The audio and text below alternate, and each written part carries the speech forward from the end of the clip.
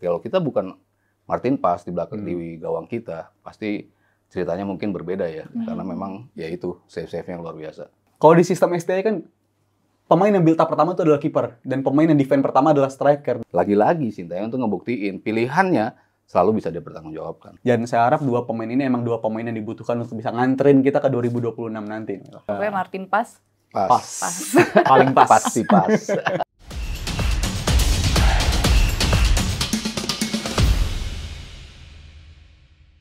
Hai Teman Nalar, selamat datang di Tiki Taka Ngobrol Bola Pakai Nalar. Hari ini kembali bersama saya Nala Suserina, ada Mas Sabto Aryo di sini.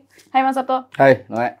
Dan juga ada Rizal di sini. Halo. Hai. Datang lagi. Kita semua excited hari ini ya pastinya. Pasti. Karena tadi malam Indonesia berhasil menahan imbang Australia dengan skor 0-0. Gimana Mas Sabto dan Rizal melihat pertandingan semalam? Keren banget lah ya. Masih berasa ya. Jantungan sampai habis ya. Jantungan sampai habis, tapi keren banget pastinya karena kita bisa berhasil menahan imbang Australia. Grup raksasa salah satu unggulan juga ya di Asia gitu kan. Dan ada yang menarik nih karena tadi malam starting 11-nya ada yang berbeda dengan match yang lawan Arab Saudi ya. Tom Hai digantikan oleh Ivar Jenner, lalu juga Witan digantikan oleh Marcelino. Nah, melihat starting 11 tadi malam gimana Mas Sabto? Iya, mungkin dari tadi ya kita lihat mundur sedikit ke belakang, begitu susunan grup dibuat, sebetulnya kan secara logika kita melihatnya kita nggak bakal bisa ngambil poin dari Arab sama Australia. Mungkin itu dulu kan, dan lawan Jepang. Mungkin 3 tim itu yang kita berprediksi susah nih lawan mereka nih. Tapi ternyata 2 laga berjalan, kita dapat 2 poin, 2 seri, rasa 2 kemenangan sebetulnya ya. Kalau kita lihat hasil permainannya, apa yang kita tunjukkan ke Arab Saudi akhir-akhir ngegempur kita, tapi kita bisa keluar dari tekanan. Kemudian lawan Australia pun 2 peluang pertama ya, 2 shot on target pertama dalam 30 detik pertama tuh kita berhasil membuat 2 peluang yang luar biasa gitu. Tapi setelah itu benar-benar kekunci gitu sama Australia. Kita betul-betul ingin melihat buruan kayak habis gitu kan. Karena dalam 90 menit itu betul-betul Australia akhirnya megang kendali permainan, kita ditekan habis-habisan. Tapi ya kita akhirnya bisa dapat 2 poin itu. Itu start yang bagus jelas buat upaya kita.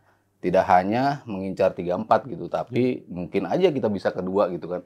Siapa tahu lah kita bisa mempertahankan ritme seperti itu gitu. Terus tadi balik ke pertanyaan Noe, ada pergantian. Tom Hai kan nggak tahu ya kemarin setelah pertandingan pertama, apakah dia sempat mengalami cedera, tidak fit 100%, sehingga akhirnya dia digantikan oleh Ivar Jenner, Hubner ya. Hubner yang masuk ke belakang kan, yang sebetulnya posisinya yang menggantikan tuh Hubner, tapi dia ditarik ke belakang, sementara Nathan yang ke tengah. Sementara yang di depan, posisi Witan digantikan sama Marcelino.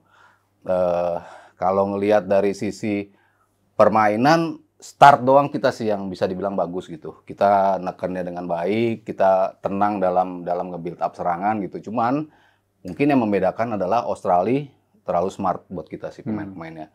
First touch kita selalu bisa dipotong. Untuk melakukan second touch itu kita udah bingung mau ngapain gitu. Ketika pressing kita, mereka melakukan pressing yang membuat kita nggak nyaman untuk megang bola. Selalu gitu, ada satu sentuhannya terlalu jauh, bisa diambil sama pemain Australia. Ada sentuhan yang benar bisa didapat, tapi udah 2 pemain ngepung, akhirnya nggak ada opsi untuk nyerang. Sama positioning pemain kita, ketika ada transisi yang itu sebetulnya menjadi kekuatan utama kita, karena kita punya pemain cepat, tapi Australia lebih smart lagi untuk bisa nutup ruang gerak pemain kita, sehingga kita bingung juga nih membuka ruang kemana gitu, karena positioning mereka yang bagus. Jadi kalau individual players-nya, ya harus kita akui Australia maupun secara tim itu di atas kita. Jadi kemarin skor imbang itu berasa sebuah kemenangan sih kalau menurut gue.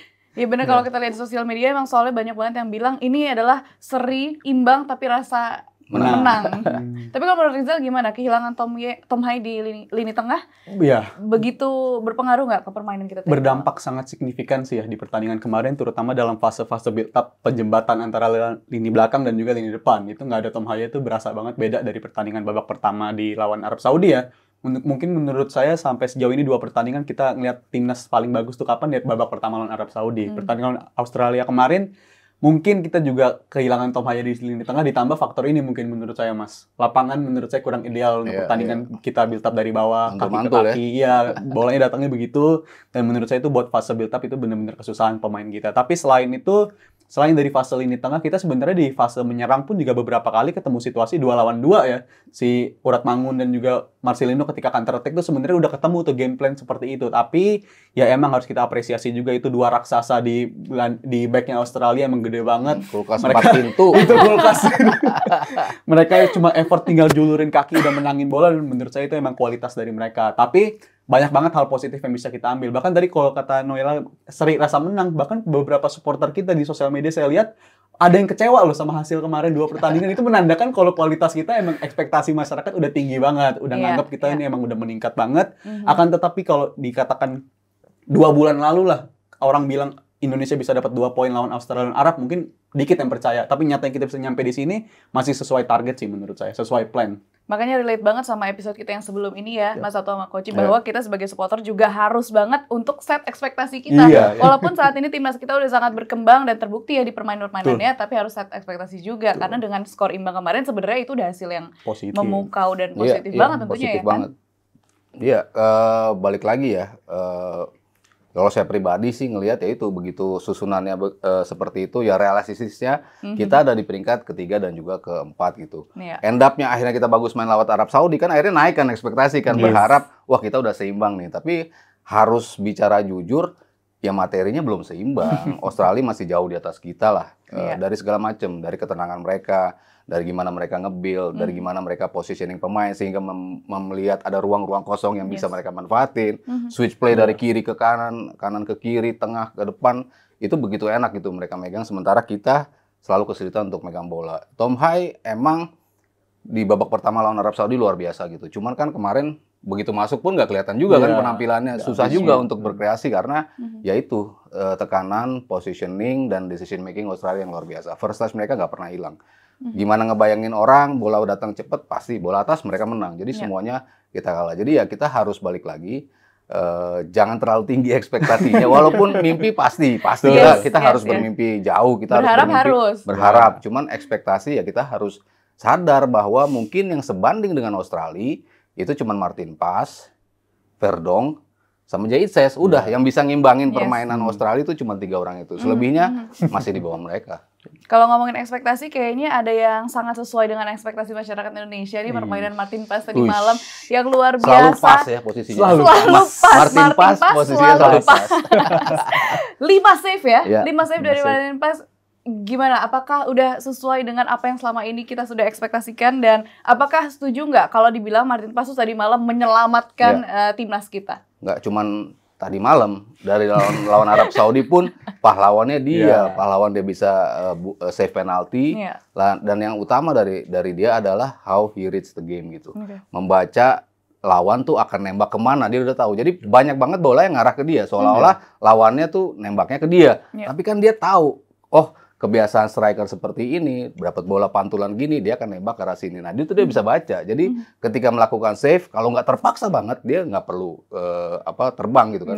Tapi dia positioningnya selalu tepat untuk bisa mendapatkan bola-bola itu. Dan kemarin tuh kebukti, gimana positioning dia yang utama, gimana dia ngambil bola atas, gimana bola bawah, pantulan seperti apa, dia akan ngambil dengan mudah, terlihat seperti mudah. Tapi positioning itu yang ya akhirnya kebukti kenapa Pak Erick Thohir tuh ngotot, dia main dari pertandingan pertama kan, sebetulnya belum bisa dimainin, tapi berjuang untuk bisa mainin di pertandingan pertama, ya ternyata memang terbukti. Kalau kita bukan Martin Pas di belakang di gawang kita, pasti ceritanya mungkin berbeda ya, karena memang ya itu save-save yang luar biasa. Ya kalau menurut saya juga mungkin dia aktor bisa dikatakan utama ya dalam hal bisa mengkonversi 0 poin tapi menjadi 2 poin di pertandingan ketika lawan Arab Saudi dan juga lawan Australia, karena perannya begitu krusial. Dan juga nggak hanya dari segi save-nya doang, tapi dia juga saya ngeliatnya memberi rasa nyaman gitu untuk para pemain belakang kita ketika mereka lagi buntu untuk melakukan build up, mereka pede untuk ngoper ke kiper dulu, karena dia tahu kiper kita sekarang ini si Martin Pas punya kemampuan. Biar kalau salah pas. Jangan Mas diceburin begitu Mas. Mentang-mentang baru join, jadi kalau salah. Dia aja deh. Jangan diceburin dong. Waduh, Mas Sabto nih. Memberikan ketenangan itu faktor penting banget sih ya. Terlebih juga dia berhasil rebound ya setelah di pertandingan Arab Saudi kan ada bisa dikatakan error lah ya, dia kena penalti 1, tapi itu kan juga error yang sebenarnya kolektivitas. Yang mana mungkin back kita di pertandingan Arab itu nganggep ya ini kiper udah jago megang bola, kita nggak perlu ini lagi lah. Tapi nyatanya dia ternyata butuh dia dekat kan. Dan ternyata pas ketika kena penalti bukan protes ke wasit, biasanya kan penalti gitu protesnya ke wasit malah marahin temennya kan, lu support dong segala macam, dan itu menurut saya memberi faktor perubahan dari sisi lini belakang. dia selain memberi kenyamanan dari segi shot stopper, memberi kenyamanan dalam segi tembakan-tembakan, dia juga mampu untuk melakukan build up. Itu menurut saya faktor penting banget dari kualitas kiper macam Martin Paes. Sama komunikasi. Berapa kali bola-bola tuh yang udah lewat, pemain kita tuh tahu kayaknya dia di posisi yang bakal sulit nih kalau bola ini lewat, gua buang aja. Ya kayak gitu-gitunya kan butuh koordinasi, butuh komunikasi yang sempurna gitu. Berapa kali ya Hubner lah, ya Nathan lah, ya Rido, bahkan Wahyu gitu kan kemarin dapat bola sulit, ya udah gue buang gitu. Maksudnya decision making ketika kita dapat tekanan dengan Martin Paes di belakang posisinya tepat, pemain yang lain pun akhirnya bisa menjadi sebuah unit yang solid gitu dalam mengantisipasi bola-bola itu. Jadi dengan kehadiran dia itu membuat ritme permainan juga antara timnas kita semakin bagus juga ya. Pokoknya Martin Paes Pas. Paling pas. Pasti pas. Nah di ujung laga juga ada ini ya Wahyu Prasetyo yang suka dibilang Wahyu Hulk Prasetyo nih. Kalau dia kulkas 2 pintu, belum 4 pintu. Oh belum ya, kalau pemain Australia kan 4 pintu. Kalau Wahyu Hulk Prasetyo 2 pintu. Ini kan dia menggantikan Sandy Walsh. Nah kenapa Wahyu Hulk Prasetyo tapi bukan Asnawi? Mungkin kita lihat Australia dan juga Arab Saudi di pertandingan pertama akhir-akhir itu udah crossing terus sehingga memperbesar peluang mereka untuk bisa cetak gol. Terancam terus gawang kita dengan adanya crossing kan. Makanya dibutuh pemain yang bisa mengantisipasi bola-bola itu, pemain yang galak untuk bisa menahan apa yang harus dilakukan. Kemarin tuh foul dia, mungkin orang mengatakan waduh bahaya nih, tapi itu keputusan yang tepat juga karena bisa regroup, bisa memposisikan untuk men-setup defense-nya rapi ketika lo sudah melakukan sebuah foul. Tapi kalau bola itu sampai terbang di posisi yang Wahyu lagi di situ, ada yang lagi tarik ke belakang, itu kan akan lebih berbahaya. Jadi decision making dia pun bisa dibilang cukup oke gitu, sesuai dengan apa yang dimau sama Sintayong. Dan kalau kita kenal Asnawi, ini kan salah satu pemain yang doyan ngambil dengan cepat, sekali ambil gitu. Begitu bola datang sekali ambil, terkadang keputusannya nggak tepat, kena kaki lawan ataupun lawan itu bisa ngeles gitu. Jadi yang kemarin keputusan untuk masukin Wahyu, walaupun kita bertanya-tanya kok dia yang masuk kan awalnya seperti itu, tapi ternyata lagi-lagi Sintayong untuk ngebuktiin pilihannya selalu bisa dipertanggungjawabkan. Lagi-lagi memang kita lihat bagaimana Coach Shin tuh selalu memilih pemain yang di lapangan walaupun kita bertanya-tanya tapi ternyata hasilnya baik gitu ya. Menurut Zal gimana? Jujur menurut saya keputusan yang berani dan cukup mengejutkan ya. Terlebih Asnawi ini kan juga di klubnya beberapa bulan terakhir lagi dapat panggilan terus tampil reguler. Itu nandakan dia performanya juga lagi bagus. Tapi Coach Shin memilih Wahyu Hulk Prasetyo untuk pertandingan kemarin, saya rasa lebih memilih pemain yang defensive minded lah dalam kata kutip ya. Defensive minded, lebih nyaman untuk bertahan. Karena mungkin kalau ada Asnawi, kita ambil risiko juga. Karena Asnawi ini kan kita tahu selain dia atributnya sebagai pemain bertahan, dia juga yang sanggup untuk ngelakuin overlap berkali-kali itu, dia sanggup nge-cover area sebanyak itu. Tapi nyatanya mungkin kemarin STY lebih mempertimbangkan kita dapat poin aja ini udah positif loh dari Australia di kandang, dan menurut saya pemanggilan Wahyu Pras emang dibutuhkan di pertandingan-pertandingan kayak begitu. Dia tahu kapan harus ngelakuin professional foul, dia tahu kapan harus main aman, dan menurut saya itu emang kualitas yang ditawarkan di atas lapangan pun bagus. Dan di klub kan juga dia beberapa kali walaupun dia nyamannya sebagai posisinya back tengah ya, tapi akhirnya dicoba di sana kan dia juga bisa deliver performa kayak begitu. Jadi saya rasa ini bisa jadi senjata baru sih untuk mempertahankan hasil. Karena harus lebih pinter-pinter juga, nggak bisa bek kanan gantinya hanya bek kanan, tapi kita harus bisa bereksplor dari skuadnya Sintayong ini. Ada yang menarik juga di pertandingan tadi malam, Arhan tuh nggak bermain di posisinya ya, karena diplot jadi penyerang sayap. Marcelino soalnya penyerang sayap biar diganti Marcelino. Nah ini apakah di pertandingan selanjutnya nanti Arhan akan tetap bermain sana? Karena kan kita tetap butuh pemain untuk long throw Arhan ini. Mungkin ketika ketemunya Bahrain dan juga China, otomatis lemparan dia akan lebih berpengaruh lah dibandingkan ketika lawan Australia. Lawan Australia udahlah nggak mungkin lah. Nggak bisa lah bola. Balik lagi ada kulkas 2 di situ gitu kan. Udah pasti siapapun pemain kita, bahkan Jaid Ses yang udah tinggi pun kalah segalanya gitu kan dalam duel gitu. Ya mungkin satu-satunya yang bisa ngimbangin Elkan Bagot dari sisi tinggi gitu kan.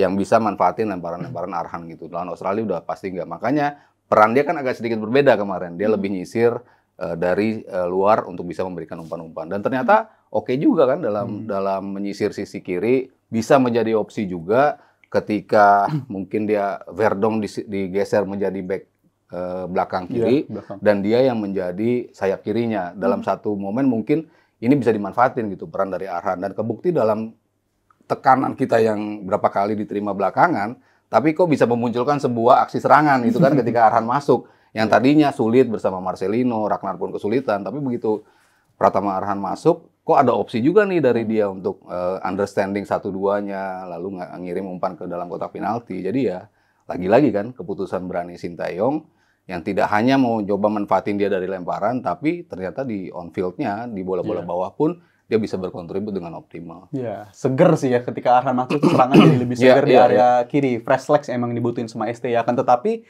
sampai sekarang saya masih yakin mungkin bisa jadi untuk masa depan, untuk yang akan datang, posisi yang akan dimainkan Arhan itu bukan lagi sebagai back kiri.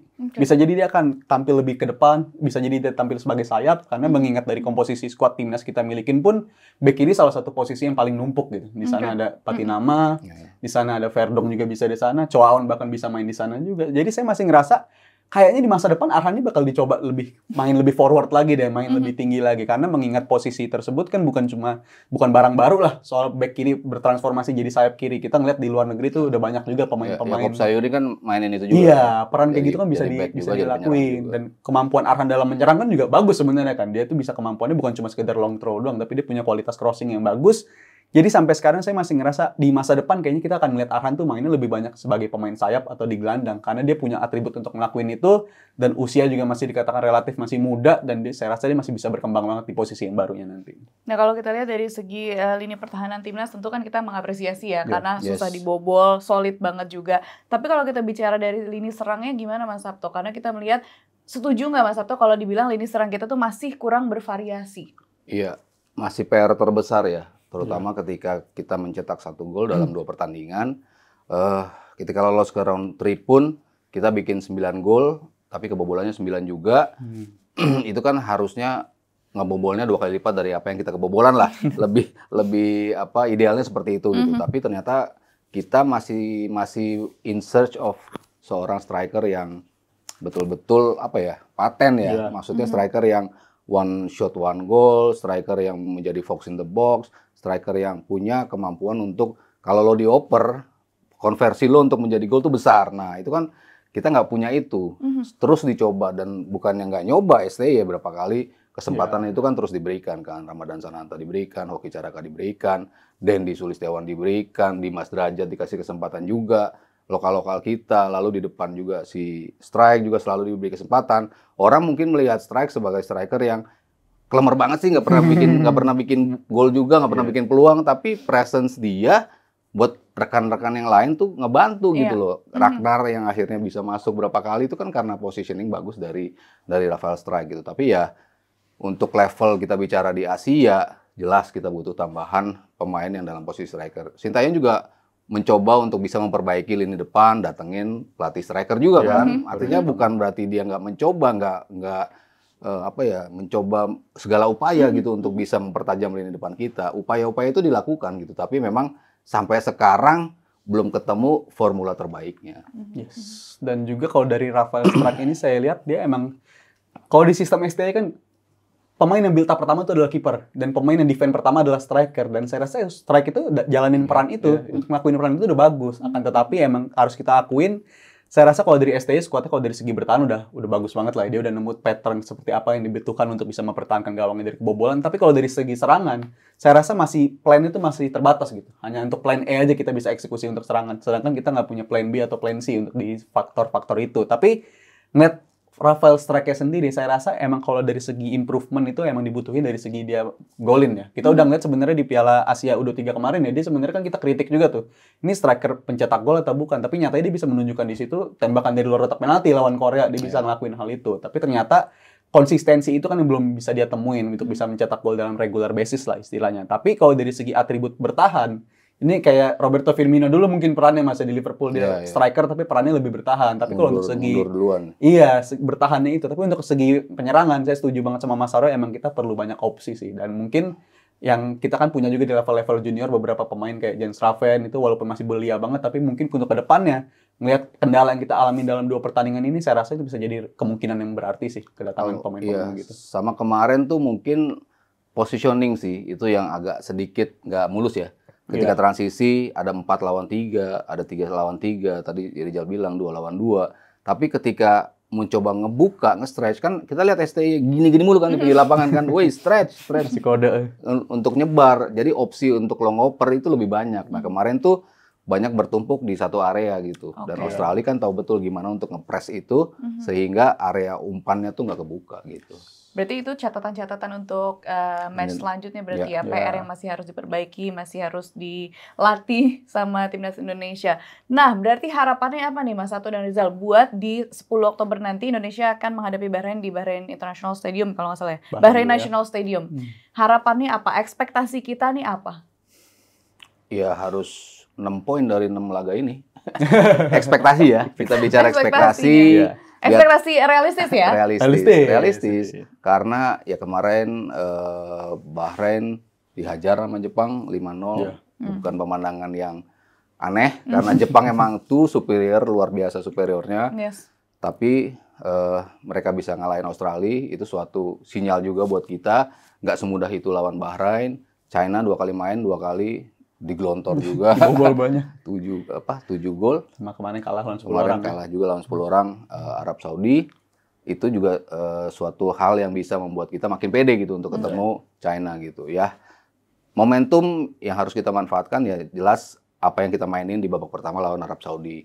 Di 10 menit pertama ketika lawan Australia. Kayak PD-nya ada gitu kan untuk nge-build up serangan itu. Opsi-opsi ketika pemain dekat, lalu menjauhnya itu seperti apa, ada kanal-kanal yang bisa dimanfaatin untuk dioper, itu yang harus selalu terbuka kan, tidak tertutup oleh pemain-pemain lain. Australia mungkin satu level di atas kita untuk bisa melakukan itu, tapi kayaknya China enggak, dan Bahrain juga enggak. Mungkin Bahrain justru mengandalkan lebih ke speed gitu dibandingkan ya kalau kita lihat negara-negara dari Jazirah Arab kan seperti itu mainnya. Ngandalin speed, body balance, teknik, narik emosi yang kayak gitu-gitu kan. Ya kita terlihat sudah bisa menjaga itu, nggak terpancing emosi. Kemarin kan berapa kali coba sama Australia diganggu-ganggu, tapi kita bisa maintain dengan tenang, calmness gitu. Nah, yang itu yang wajib dipertahankan. Itu mungkin abis dengerin Koci kemarin. Iya, jangan takut. Jangan takut, jangan baper. Jangan baper. Nggak perlu takut. Rizal gimana? Ada pesan-pesan? Lawan Bahrain dan China ya. Dua laga back to back yang seharusnya di atas kertas bisa kita menangkan. Dan juga emang saya sadar persis sepak bola bukan matematika, tapi kita udah terjebak di situasi grup yang emang ada 3 tim yang langganan terus di Piala Dunia nih. Jadi mau nggak mau emang kita nganggap grup ini sebagai matematis, mau nggak mau. Jadi untuk matematisnya 6 poin bisa kita dapetin dari mana ya, dari 2 pertandingan ini, dari lawan Bahrain dan juga dari lawan China. Dan walaupun udah ada banyak desas-desus ya kalau katanya kita bakal dikerjain sama China, kata pertandingannya bakal dijauhin banget ya katanya ya. Lokasinya bakal dijauhin banget dari pusat kota, tapi rasanya itu harus bisa kita atasin lah. Kalau kita mau tampil di Piala Dunia, lawan-lawan yang kayak begini harus kita singkirin. Dan menurut saya kita punya kualitas untuk itu. Ditambah lagi kan emang kalau kita bisa mempertahankan intensitas permainan kita seperti 2 pertandingan kemarin dari level disiplinnya dan ditingkatkan lagi dalam segi klinikalnya. Saya rasa 2 pertandingan ini adalah pertandingan yang ideal banget untuk dimenangkan. Ditambah matematis lagi, 12 poin nanti 6 tambah 6 dari tim intim ini lagi, dari China lagi dan juga dari Bahrain lagi ketika main di GBK. Idealnya. Idealnya begitu. Jadi saya rasa kita secara perhitungan seharusnya bisa memanfaatkan poin-poin itu dari pertandingan seperti ini. Karena level kualitas kita lebih merata lah dibandingkan lawan-lawan kayak Jepang atau Australia itu sebenarnya di atas kita. Jadi harusnya kita bisa dapetin poin sih maksimal di 2 pertandingan tersebut. Nah menariknya kita masih punya 2 pemain naturalisasi lagi nih, terbaru, terhangat. Kita punya 2 naturalisasi lagi yang didatangkan ya, ada Miss Hilger sama Eliano Reinders ya. Gimana? Apakah mereka berdua sosok yang diperlukan oleh timnas kita untuk bisa lolos ke Piala Dunia nanti? Apakah nanti di 10 Oktober mereka udah bisa dimainkan? Kalau bicara on paper, ini mungkin the best player yang bisa kita dapat. Dalam artian ini 2 pemain yang main di level tertinggi Eropa, main di tier 1 Liga Belanda. Ya walaupun Liga Belanda tapi tier 1 day to day, apalagi match di mana dia main buat Twente tuh 34 kali kalau nggak salah di musim kemarin, nggak tergantikan di posisi back tengah. Main juga di Liga Champion, golin juga di Liga Champion. Sebelum kesini pun di Twente dia tuh udah main 4 kali kalau nggak salah. Jadi memang sosok yang nggak tergantikan. Kemarin ngobrol sama Justin juga, Justin termasuk salah satu orang yang bilang terkejut, kok mau ya dia pindah ke Indonesia gitu di usia yang masih 23, yang harusnya masih bisa ada potensi untuk dipanggil di timnas Belanda, tapi mungkin dia realistis ngelihatnya depan gua ada Van Dijk, depan gua ada De Ligt, ada Nathan Ake, ada Botman, ada semua segala macam lah, ada 7 orang yang harus dia singkirkan untuk bisa mendapatkan posisi di timnas utama. Makanya kenapa akhirnya secara realistis dia milih mungkin kemampuan gua bisa kasih optimal buat Indonesia. Itu berkah banget buat kita. Kita punya satu lagi opsi untuk pemain lini belakang. Kita nggak pusing lagi kan. Kemarin Elkan Bagot nggak main, ya udahlah. Kita nggak pusing gitu kan. Ada satu pemain posturnya cukup tinggi di posisi belakang. Ditambah lagi Eleno Reinders. Ini pemain yang komplit dari sisi mungkin mirip Nathan. Dan dia main di Zwolle. Zwolle itu di divisi pertama juga dari Eredivisie. Jadi kan pemain yang secara reguler main di kompetisi yang ketat, kompetisi yang berkualitas, sehingga itu bisa ditawarkan. Bayangin aja pemain-pemain kita yang mainnya di level kedua, ya kecuali Jaitzes ya, sama Verdong sekarang itu. Tapi yang lainnya kan divisi bawah gitu. Kita bicara Strike, ada Den Haag, Jenner, dua-duanya Eerste Divisi, divisi kedua, dan itu pun nggak reguler pula gitu kan. Sementara ini udah di divisi pertama reguler. Pilihannya bisa taruh di sayap kanan, bisa ditaruh sayap kiri, jadi DM bisa, jadi penyerang depan di kiri atau di kanan bisa. Jadi ya balik lagi, banyak banget opsi yang bisa ditawarkan oleh Reinders di Timnas Indonesia. Jadi kedatangan dua pemain ini, yang kabarnya di Oktober sudah bisa membela timnas kita, menambah lagi nih peluang untuk bisa mendapatkan 6 poin yang kita targetkan di Bahrain dan juga China. Ya, dua pemain yang memang rasanya memang dibutuhkan ya, walaupun kalau dari faktor dibutuhkan sebenarnya posisi itu udah tebal banget di kita, tapi kan nggak pernah salah untuk bisa mengupgrade kondisi kualitas kita biar lebih maksimal lagi.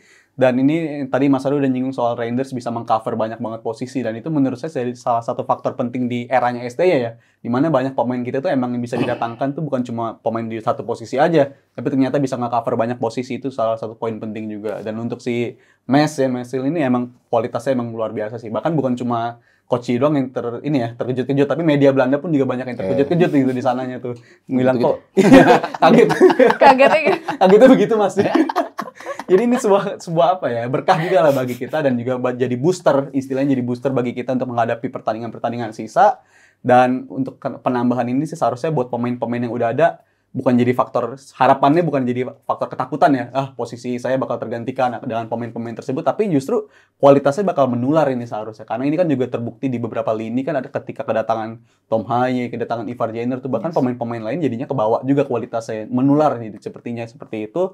Dan saya harap dua pemain ini emang dua pemain yang dibutuhkan untuk bisa nganterin kita ke 2026 nanti. Amin, semoga ya, semoga Hilgers sama Reinders bisa langsung main nanti di tanggal 10 Oktober, seperti kedatangan Martin Pas kemarin yang udah langsung main pada saat laga Arab Saudi kan langsung ya kan bukan banget. Matematika, tapi Pas ketika main di divisi terbaik di level tertinggi, ketemunya day to day dengan striker luar biasa, ketemunya Messi, Suarez kayak gitu kan, hari-harinya itu kan langsung kelihatan begitu ketemu pemain di bawah dia bisa kayak gitu. Nah, harapannya pastinya Reinders sama Mes bisa memberikan itu gitu, tampil selalu di posisi terbaik, di liga terbaik, dan akhirnya bisa nyetel dengan cepat. Seperti yang kita selalu bilang ya Mas, bisa memberikan efek yang baik buat tim juga, dari latihan, dari training, dari tim talk juga gitu ya. Oke teman Nalar, gimana menurut kalian pertandingan semalam? Boleh loh kalian komen di kolom komentar, jangan lupa juga di like and share dan subscribe YouTube channel Nalar TV. Saya Nala Suserina, Mas Sabto Haryo dan Rizal pamit undur diri, sampai jumpa di episode berikutnya. Bye. Bye.